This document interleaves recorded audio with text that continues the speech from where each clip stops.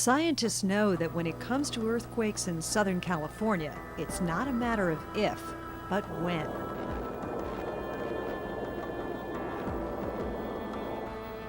We know, for example, that the very high probability that in the next 10 years there will be a big earthquake in California, because California is a big state with lots of faults, and we know we have earthquakes fairly frequently, so that's a pretty good bet. And that's a bet you should be prepared for. Survivors know that earthquakes can be terrifying. The main thing in my head was that this was so awful we were all going to die. So terrifying that it's easy to make bad decisions when the ground starts shaking. Running is one of them. My son must have been 10 at the time. I not only wanted to run, I wanted to run to my son's room because it sounds so dramatic, but I was so sure we were all going to die that I literally did not want him to die alone.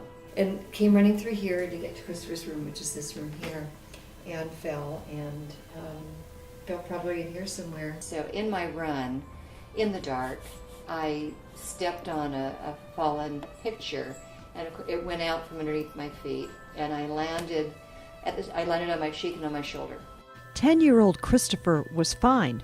In fact, he was asleep by the time his mother crawled into his room. Diane, however, was not. I took an x-ray. My shoulder was broken in 3 places. My cheek was not broken. My cheekbone was not broken, but the shoulder was broken. I can tell you every single thought I had that morning. Just like they say your life goes across you when you're dying. That's how it was. It was like a slow speeded film that I was going through. And I can tell you every step I took, every thought I had in the process. And that probably saved me from more serious injury because I wasn't just terror running. And I think that's when you can get in big trouble. You should never run outside during an earthquake. There are a number of reasons for that. One is many of the injuries that result from an earthquake are people running while the ground is shaking. And then you fall down, you run into furniture that has moved into your way, you run across broken glass that's on the ground. People twist their ankles, break their legs, just trying to run around for what? To get to a doorway, which is no safer, really.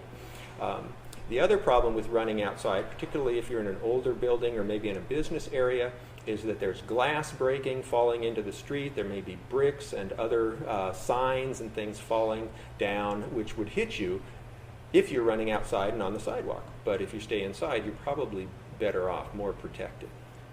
So that's what you shouldn't do during an earthquake.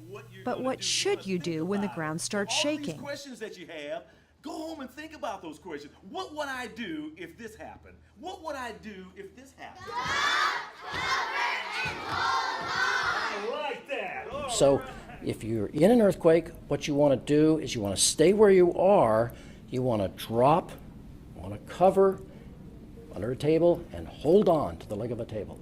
And that will keep things from falling on top of you. What are those 3 words we want to remember during an earthquake? Drop, cover, hold on. I think the more prepared you are for the quake, the more you think it out. Pretend one day that, okay, we're having an earthquake right now, and put yourself in the process of doing what you need to do to get out of your house. Practice. Are you ready? Are you ready on my left? Yes. Are you ready on my right? Yes. Okay. All of a sudden, this building starts to shake it. And we say, drop, cover, and hold on. Everybody has their little special thing they want to keep.